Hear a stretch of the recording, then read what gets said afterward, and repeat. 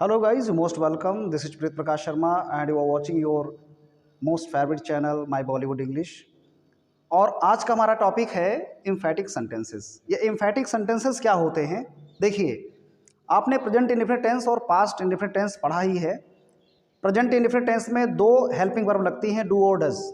Plural number यानी आई, we, you, दे और बहुसंख्यावाची शब्दों के साथ में हम यूज़ करते हैं डू का। और सिंगुलर नंबर जो सब्जेक्ट्स होते हैं ही, शी, इट या नेम, और एकल संख्यावाची जो शब्द होते हैं उनके साथ हम करते हैं डज का यूज। ये आपने पढ़ा होगा। जैसे कि मैं जाता हूँ, मैं उसको प्रैक्टिकली समझाऊंगा, आपको समझ में आएगा। चलिए लेट्स गेट स्टार्टेड। मैं जाता हूँ, देखिए मैं जाता हूँ। इसी तरह मैं खाता हूँ, वो जाती है, वे पढ़ते हैं, वे गाते हैं, हम डांस करते हैं। ऐसे सेंटेंसेस आपने ज़रूर किए होंगे प्रेजेंट इंडेफिनिट टेंस में। तो ये पारंपरिक हमारा जो सेंटेंस मैं जाता हूँ, ये तो आप अच्छी तरह से कर लेते हैं। तो ये हो जाता है बेसिक इंग्लिश। अब आप सोचते हो कि बेसिक इंग्लिश, एडवांस्ड इंग्लिश क्या होती है? बेसिक इंग्लिश में हम इंग्लिश का औपचारिक जो है लर्निंग करते हैं, औपचारिक रूप से सीखते हैं भाषा को, किसी तरह भाषा को कन्वर्ट कर ले जाते हैं। चाहे जिस भी लैंग्वेज में हो, आपकी जो मदर टंग है, ठीक है, आपकी डायलेक्ट जो भी है, अगर आप इंग्लिश सीखना चाहते हैं, यानी ये ग्लोबल लैंग्वेज है, अगर इस लैंग्वेज को आप सीखना चाहते हैं तो जो भी आपकी भाषा है, अगर उसको कन्वर्ट करेंगे तो आपको अपनी मदर टंग के ज़रिए ही करना पड़ेगा। तो मान लीजिए हिंदी हमारी मातृभाषा, हम लोग हिंदी पढ़ रहे हैं, मैं जाता हूँ, ये टेंस आप अच्छी तरह से कर लेते हैं। अब मैं जाता हूँ, ये हो गया बेसिक इंग्लिश, ठीक है। अब मैं जाता तो हूँ, ये मॉडिफाइड सेंटेंसेस हो गए, यानी सेंटेंस को थोड़ा सा मॉडिफाई कर दिया गया। तो जैसे ही मॉडिफाई करता है तैसे दिमाग जो है चक्कर खा जाता है, क्योंकि हम सोचते हैं ये कैसे होगा, है ना। मैं जाता हूँ तो सबको पता है कि आई गो, देखिए आई गो, रूल तो आपको पता ही है ना। Plural number subjects I, we, you, they या बहुसंख्यावाची शब्दों के साथ में मेन वर्ब फर्स्ट फॉर्म में आती है अपने, है ना। और इनके साथ में यस या ईएस का यूज हम नहीं करते हैं, आई गो। वहीं पर अगर वो हो जाता है तो क्या होगा? ही गोज, ही, अब गो है, अब चूंकि ये सिंगुलर नंबर सब्जेक्ट है तो ही, शी, इट या नेम के साथ में एस या ईएस का हम यूज करते हैं, ही गोज। ये इतना बताने का जो मेरा टारगेट था, मेरा मोटो ये था कि मैं आपको बताऊं कि आपको एक बार जहन में आ जाए, हाँ ये सेंटेंस हम करना जानते हैं, ये आप जानते हैं, मैं जाता हूं, वह जाता है। अब इसी में मॉडिफिकेशन के जरिए हम आपको समझाते हैं कि किस तरह से वो सेंटेंस जिन्हें आप सीखना चाहते हैं, चूंकि ये तो आपको ऑलरेडी मालूम है, लेकिन आप क्या सीखना चाहते हैं? जो टिपिकल सेंटेंसेस होते हैं, है ना, उनके बारे में जानकारी आपको चाहिए, जो स्पेशल हो जाएंगे। तो मैं जाता हूं, आज मैं सिखा रहा हूं, अगर आपको बोलना हो थोड़ा इम्फेसाइज करके। इम्फेसाइज करने का मतलब होता है किसी भी वर्ड पर आपको इम्फेटिकली जो है, अगर हम उस पर उसको डिस्क्राइब करते हैं या उसके बारे में कुछ बताते हैं, यानी दबाव डाल के जोर देकर अगर बोलना हो, मैं जाता हूं, तो मैं जाता तो हूं। आज हम तो हूं वाला करेंगे, तो या तो सही, है ना, जाता तो हूं, वो करता तो है ना, उसने किया तो सही, इस टाइप का सेंटेंस आज हम सीखते हैं, ठीक है, तो वाले सेंटेंस। तो मैं जाता हूं, आई गो। अब मैं जाता तो हूं, आपको सिर्फ इतना करना कि इसकी जो हेल्पिंग वर्ब लगती है अकॉर्डिंग टू नंबर, यानी प्लूरल नंबर के साथ में आपको क्या लगाना पड़ता है? इसमें डू का यूज करना पड़ता है, और सिंगुलर नंबर सब्जेक्ट के साथ में डज का यूज करना पड़ता है। केवल आपको यही करना है, सब्जेक्ट के तुरंत बाद में आपको हेल्पिंग वर्ब लगा देनी है।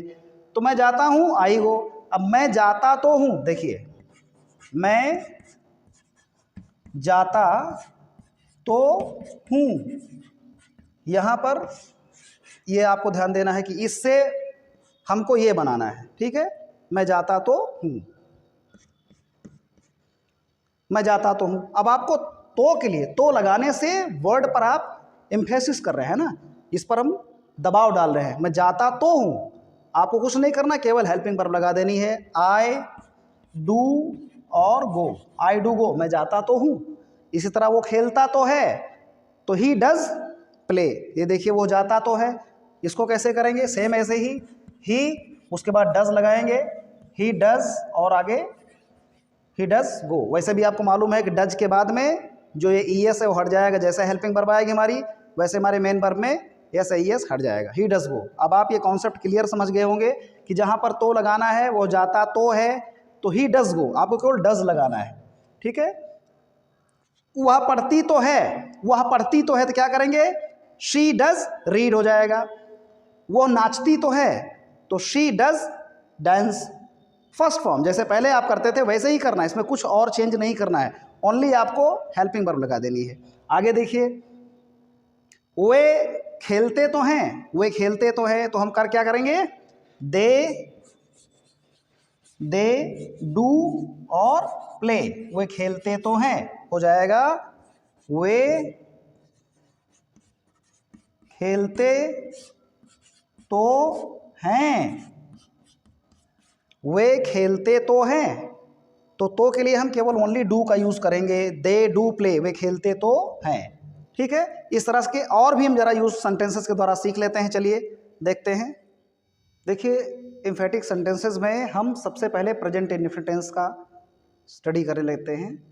प्रेजेंट इंडेफिनिट टेंस में आपको मालूम है कि जिस हिंदी वाक्य के अंत में ता है, ती है, तेहू आदि शब्द आते हैं वे प्रेजेंट इंडेफिनिट टेंस कहलाते हैं। ठीक है, तो यहाँ पर देखिए मैंने आप बताया कि मॉडिफिकेशन के लिए कि किस प्रकार हम सेंटेंस को मॉडिफाई करते हैं जब एम्फेसाइज करेंगे, है ना, जैसे वो जाता तो है, वो पढ़ता तो है। ठीक है, तो इसी क्रम में देखिए इसको हम लिखेंगे कैसे, इसका स्ट्रक्चर कैसे बनाएंगे। ठीक है, किस तरह से इसको लिखेंगे वो मेथड में पता होना चाहिए, मैक्सिम पता होना चाहिए। देखिए, तो जब प्रेजेंट इंडेफिनिट टेंस में ता तो है, ती तो है, ते तो हैं आदि शब्द आते हैं, यानी जब दबाव पड़ता है कि मैं पढ़ता तो हूँ, मैं जाता तो हूँ, वह खेलता तो है, ठीक है, वह सोता तो है, वो किसी को बुलाता तो है, तो इस तरह से मैंने आपको जैसे बताया कि पहले सब्जेक्ट लिखेंगे।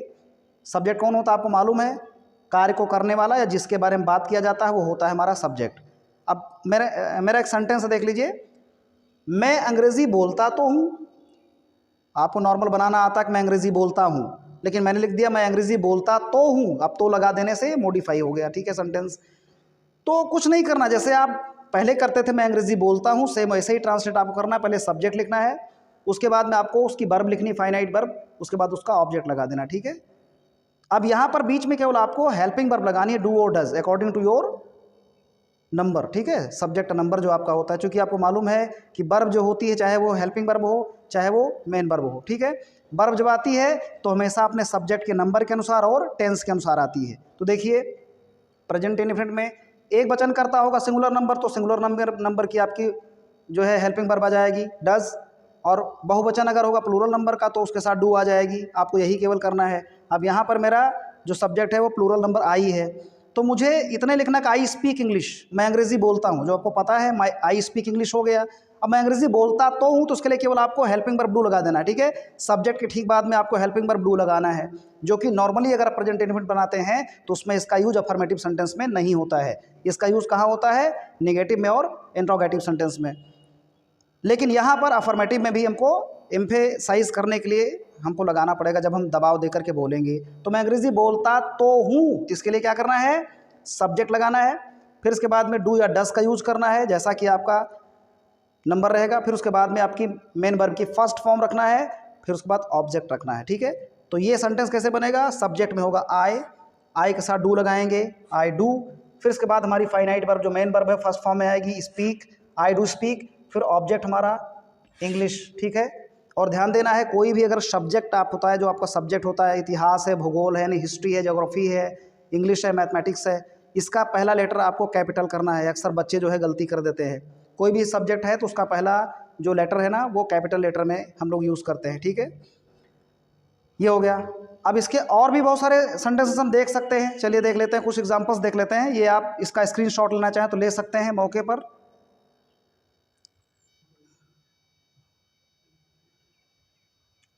आप मेरा वीडियो लाइक तो करते हैं, आप मेरा वीडियो लाइक करते हैं, आप मेरे चैनल को सब्सक्राइब करते हैं, ये तो नॉर्मल हो गया। अब आप मेरा वीडियो लाइक तो करते हैं, आप मेरे चैनल को सब्सक्राइब तो करते हैं, तो क्या करेंगे, सब्जेक्ट लाएंगे यू, आप। अब उसके बाद यू के अकॉर्डिंग हम क्या लिखेंगे, do, helping verb you do, उसके बाद में लाइक, यू डू लाइक, फिर you do like my video, you do like my video.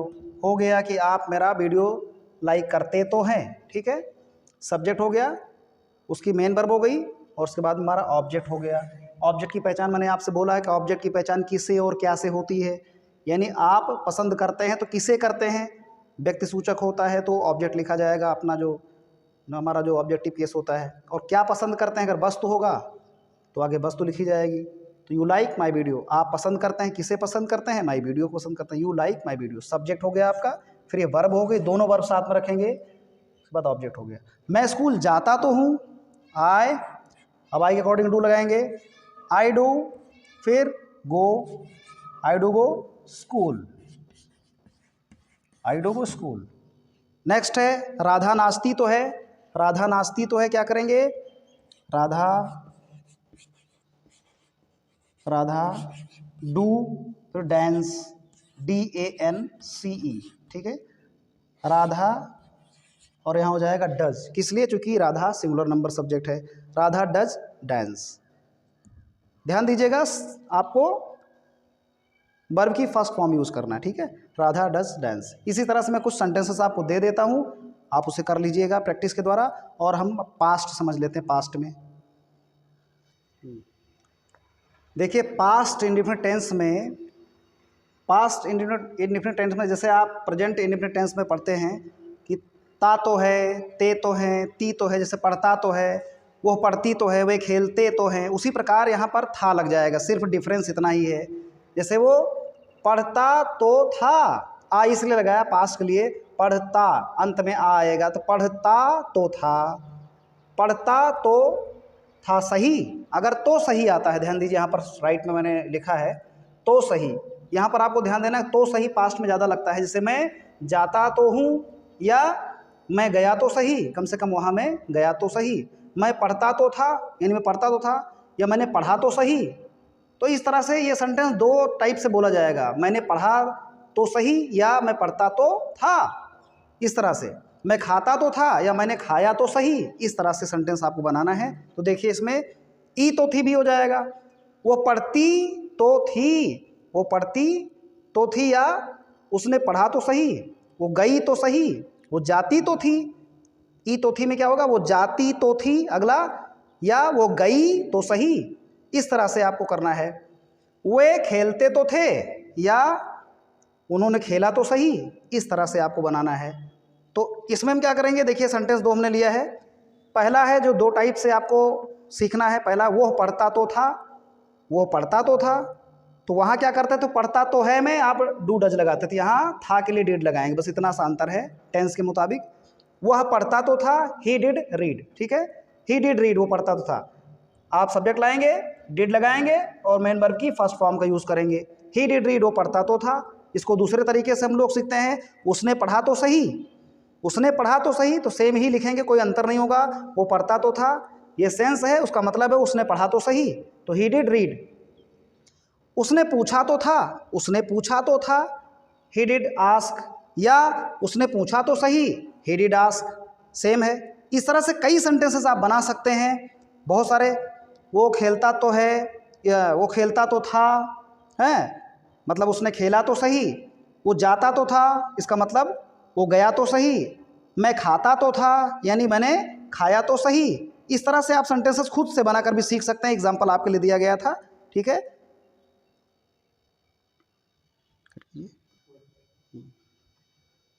देखिए इसी क्रम में मैं आपको ये बताने जा रहा हूँ कि जो डू डज और डिड के हम यूज अभी तक सीखे हैं, उसमें एक क्रम और आ गया, पास है तो सही। मान लीजिए हमारे पास कोई चीज़ है, तो हम लोग तो सीखे हैं कि आई है बेकार, यू है बेकार, शी हैज़ अ बुक, है ना, उसके पास एक किताब है, मेरे पास एक कार है। They have their own home, उनका अपना खुद का घर है, मतलब उनके पास कोई चीज़ है, तो वो पास है तो सही।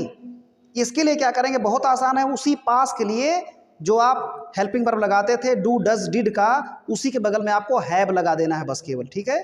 सेम वैसे रहेगा, मैं पढ़ता तो हूँ, तो क्या लिखा आपने, आई डू रीड। अब उसमें पढ़ता तो हूँ कोई एक्शन वर्ब थी, तो आपने रीड के साथ में डू लगाया था।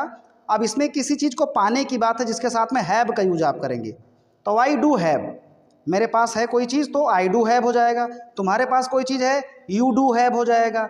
उसके पास में कोई चीज़ है तो शी डज हैव या ही डज हैव, इस तरह से हो जाता है। तो देखिए उदाहरण हमारे पास है, मेरे पास एक कार है तो सही, मेरे पास एक कार है तो सही, तो आई डू, सेम ऐसे ही केवल हैव बढ़ गया है, I do have a car, मेरे पास एक कार है तो सही। अब इसी को पास्ट में करेंगे तो आपको तो मालूम है कि डू डस बताया, उसके बाद डिड कर देना है केवल पास्ट के लिए। मेरे पास एक कार थी तो सही, इसके लिए I did have a car, केवल डू डस की जगह पर डिड का यूज हम कर देंगे, ठीक है। और आपको मालूम है कि यहाँ पर सिंगुलर नंबर प्लूरल नंबर साथ में डू और डज आता है, लेकिन डिड का जब यूज होता है तो चाहे सिंगुलर नंबर सब्जेक्ट हो चाहे प्लूरल नंबर सब्जेक्ट हो, सबके साथ में डिड का यूज हम करते हैं। तो यहाँ पर डू डज का चक्कर नहीं है, यहाँ पर कोई भी सब्जेक्ट आप रखो, चाहे सिंगुलर नंबर सब्जेक्ट हो चाहे प्लूरल हो, उसके साथ में डिड का यूज होगा। बाकी हैव तो कॉमन है, सबके साथ आएगा ही, ठीक है। तो इसका स्ट्रक्चर इस तरह से होगा, सब्जेक्ट होगा, इसके बाद में डू या डज होगा। अगर प्रेजेंट में करना है, पास है तो सही के लिए डू डज का यूज करना है, हैव करना है, और कोई वस्तु जिस चीज़ की आप चाहत करते हैं वो वस्तु यहाँ पर होगी, ठीक है। कि मेरे पास ये चीज़ है तो सही, मान लीजिए मेरे पास मोबाइल है तो सही, तो क्या करेंगे, I do have a mobile, I do have a mobile. मेरे पास बुक है तो सही, I do have a book. मेरे पास पैसे हैं तो सही, I do have the money. इस तरह से आपको करना है, ठीक है। और दूसरा अगर करना है, पैसे थे तो सही, I did have a mobile, मेरे पास मोबाइल थी तो सही, मेरे पास पैसे थे तो सही, I did have the money. इस तरह से आपको करना है, ठीक है। तो हम सेंटेंस बनाकर चलिए देख लेते हैं, ये स्ट्रक्चर है, इसके अकॉर्डिंग हम बढ़ते हैं। ये प्रेजेंट का है तो सही के लिए, और ये है था तो सही या थी तो सही के लिए। अब कुछ सेंटेंसेस बनाकर देख लेते हैं। चलिए, ये सेंटेंस हमारे रहे प्रेजेंट के, देखिए 3 सेंटेंस हैं, ठीक है। ये 3 सेंटेंस हैं, इससे हम इस कॉन्सेप्ट को समझ सकते हैं। उसे मेरी फिक्र है तो सही, आपको ध्यान देना है तो सही, ठीक है। ये वाले सेंटेंस हम कर रहे हैं, ठीक है। उसे मेरी फिक्र है तो सही, तो इसको क्या करेंगे, ही। अब ये उसे से नहीं मालूम पड़ रहा है ना, उसे से नहीं पता है कि ये स्त्रीलिंग है या पुल्लिंग है, मतलब मेल फीमेल का पता नहीं लग रहा है। तो उसे या उसका अगर बोलेंगे तो इससे मेल फीमेल नहीं पता लगता है। तो ग्रामर में एक रूल है, जहाँ पर जेंडर क्लियर ना हो वहाँ पर हम मेल को ही प्रायोरिटी देते हैं। आपको ही लगाना है, क्योंकि इसमें शी भी लगाया जा सकता था ना। अब उसे मेरी फिक्र है, पता नहीं वो शी है कि ही है। तो जब ऐसी दशा में हमें पता ना लगे कि वो लड़की है लड़का है, मतलब जेंडर क्लियर ना हो, तो हम फिर भी मेल को ही प्रायोरिटी देते हैं, रूल है ग्रामर का, इसलिए हम इसको उसे के लिए ही लगाएंगे, ठीक है। उसे मेरी फिक्र है तो सही, तो ही डज हैव, मतलब उसे है तो सही, उसे ही मैंने क्या हो गया उसे, अब डज हैव मैंने है तो सही, किसकी क्या चीज़ है तो सही, केयर। केयर मीन्स फिक्र या चिंता। ही डज हैव, उसे है तो सही, केयर मीन्स चिंता, किसकी चिंता, फॉर मी, मेरी, तो केयर के साथ फॉर लगता है, ठीक है। वो एक केयर जो था आपको ध्यान देना है, जैसे हम बोलते नहीं कि अपना ध्यान रखना, अपना ख्याल रखना, तो टेक केयर ऑफ आता है, और चिंता करने के लिए केयर फॉर का यूज हम करते हैं। केयर ऑफ और केयर फॉर में यही डिफरेंस है, ठीक है। केयर ऑफ लगाएंगे तो उसका मतलब होता है अपना ख्याल रखना, और केयर फॉर मैंने चिंता करना, ठीक है। तो जिसकी चिंता करना है उसको हमको ऑब्जेक्टिव केस में रखना पड़ेगा। यहाँ पर मी रखेंगे, हिम रखेंगे, देम रखेंगे, यानी बीच वाला रखेंगे। फिर से समझ लेते हैं, उसे मेरी फिक्र है तो सही, he does have care for me, ठीक है, he does have care for me. अब अगला है, मेरे पास पैसे हैं तो सही, फिर वो आ गया है तो सही, तो मेरे पास पैसे हैं तो सही, सब्जेक्ट लाइए आई, हेल्पिंग वर्ब लाइए डू, आई डू, उसके बाद हैव लगाइए। आई मीन्स हो गया मेरे पास, अब आई माने मैं या मैंने होता है ना, लेकिन जहाँ पर मेरे पास लगाना है तो आपको तो मालूम है शुरुआत में नॉमिनेटिव केस ही लिखते हैं, यहाँ पर माई नहीं लगेगा, नहीं मेरे पास के लिए माई लगा दो। बहुत स्टूडेंट माई लिख देते हैं, गलत है। स्टार्ट में जैसे ही आप मेरे पास लिखना है तो आपको पता है कि स्टार्टिंग में नॉमिनेटिव केस ही लगता है हमारा, ठीक है। I, we, you, they, he, she it या नेम, यही लिखते हैं। इसमें कभी भी पॉजिटिव केस मत लिखना, माई मत लिखना, हिज मत लिखना, देयर मत लिखना, ठीक है, ऐसा मत लिखना, ठीक। मेरे पास, मेरे के लिए भी आपको आई ही लिखना पड़ेगा स्टार्ट में। तो मेरे पास पैसे हैं तो सही, मेरे के लिए आई, उसके बाद में do have, I do have माने आई मीन्स मेरे पास, डू हैव माने हैं तो सही, क्या है तो सही, मनी मीन्स पैसे, आई डू हैव मनी, मेरे पास पैसे हैं तो सही। फिर अगला है, तुम्हारे पास मोबाइल है तो सही। अब मोबाइल का कॉन्सेप्ट समझ लो, मोबाइल का मतलब होता है चलने फिरने वाला, इंग्लिश में मोबाइल का मतलब होता है चलने फिरने वाला। बहुत सारी मोबाइल शॉप देखे, कार में बहुत लोग कपड़े जो है ऊपर रख करके बेचते हैं, कार में बहुत लोग डीलिंग करते हैं बिजनेस को अपने, तो मोबाइल मतलब ही होता है चलने फिरने वाला। तो मोबाइल फ़ोन, आप इसको केवल मोबाइल का मतलब केवल मोबाइल मत बोलिए कि मोबाइल माने फ़ोन होता है, मोबाइल के साथ में फ़ोन भी लगाना ज़रूरी है, ठीक है। तो तुम्हारे पास मोबाइल फ़ोन है तो सही, तो यू हो गया, डू हैव मतलब है तो सही, यू डू हैव क्या, अ मोबाइल फ़ोन, तुम्हारे पास मोबाइल फ़ोन है तो सही। ये हमारा कॉन्सेप्ट क्लियर हो गया। पास्ट में रखना अगर कि उसे मेरी फिक्र थी तो सही, अगर पास्ट में करना तो केवल आपको डिड लगा देना है। He did have care for me, उसे मेरी फिक्र थी तो सही। पास्ट में मेरे पास पैसे थे तो सही, आपको केवल डिड लगा देना है बस। पास्ट में था थी थे के लिए आपको केवल डिड का यूज़ करना है। कोई भी सब्जेक्ट हो, चाहे वो सिंगुलर हो चाहे प्लूरल हो, आपको डिड करना है। तुम्हारे पास मोबाइल थी तो सही, तो you did have a mobile phone, यहाँ पर डिड हो जाएगा। ठीक है, केवल इतना करना है पास्ट में। प्रेजेंट में डू डस का यूज़ करेंगे अकॉर्डिंग टू योर सब्जेक्ट है और उसका नंबर, और पास्ट में डिड का यूज़ करेंगे। ठीक है,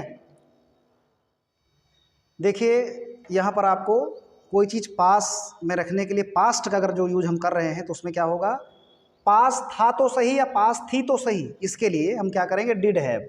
अब इसके पहले आपने समझा डज हैव, डू हैव, अब पास्ट में समझेंगे डिड हैव। ओनली केवल आपको हेल्पिंग वर्ब हटाना है, उसकी जगह रिमूव करके नया जो है प्लेस कर देना है।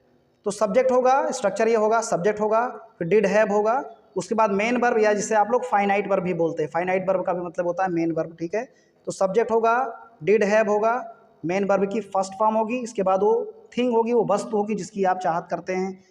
जैसे मेरे पास यह आइडिया था तो सही, मेरे पास ये आइडिया था तो सही, तो आई डिड हैव, मेरे पास था तो सही हो गया, इसका मतलब आई हो गया मेरे पास, डिड हैव है ना, था तो सही, आई डिड हैव क्या, यह आइडिया, तो this idea, I did have this idea. फिर अगला है आपके पास पैसे थे तो सही, यू डिड हैव मनी, आपके पास पैसे थे तो सही। ठीक है, तुम्हारे पास घर था तो सही, यहाँ तमाम लोगों के पास घर भी नहीं होता भाई, तो you did have your own house. ठीक है, तुम्हारे पास पुस्तक थी तो सही, यू डिड हैव बुक। ठीक है, या you did have a book. इस तरह से आप बना सकते हैं बहुत सारे सेंटेंस जब आता है पास था तो सही या पास थी तो सही। इसके लिए 2 एग्जाम्पल मेरे ख्याल से बहुत ही पर्याप्त है। ठीक है, सफिशिएंट है, और इसके आधार पर आप कई सारे सेंटेंसेस खुद लिख करके करें तो सही है। ठीक है, मैं खुद आपको बता सकता हूँ, बहुत सारे सेंटेंस लिख सकता हूँ, लेकिन अपना दिमाग का भी यूज़ आप कीजिए। ठीक है, तो आप कम से कम कुछ नहीं तो 20 से 25 सेंटेंस इस टाइप का लिखिए। जो मैंने आपको रूल बताया, हर एक रूल के 20 से 25 सेंटेंस अगर आप लिख करके प्रैक्टिस करते हैं तभी संभव है कि आपके जेहन में ये कॉन्सेप्ट आएगा, और ये बहुत ही ज़रूरी है। मॉडिफाइड सेंटेंसेस हम अक्सर बोलते हैं, उसी में फंस जाते हैं। ठीक है, तो ये स्पेशल सेंटेंसेस जो आप के लिए मैं आज लाया हुआ था, और उम्मीद है कि आपको ये वीडियो बहुत ही पसंद आया होगा। अगर वीडियो पसंद आपको आया हुआ हो तो प्लीज़ आप एक लाइक दीजिए, और अपने दूसरे दोस्तों को या जो आपके अपने खुद के हैं जिन्हें आप जानते हैं कि हाँ उनको भी ये फ़ायदा हो सकता है, उनको भी जानना ज़रूरी है, प्लीज़ आप उसे शेयर कीजिए। ठीक है, चैनल पर नए हैं तो प्लीज़ सब्सक्राइब आवर चैनल। ठीक है, thank you so much for watching my video.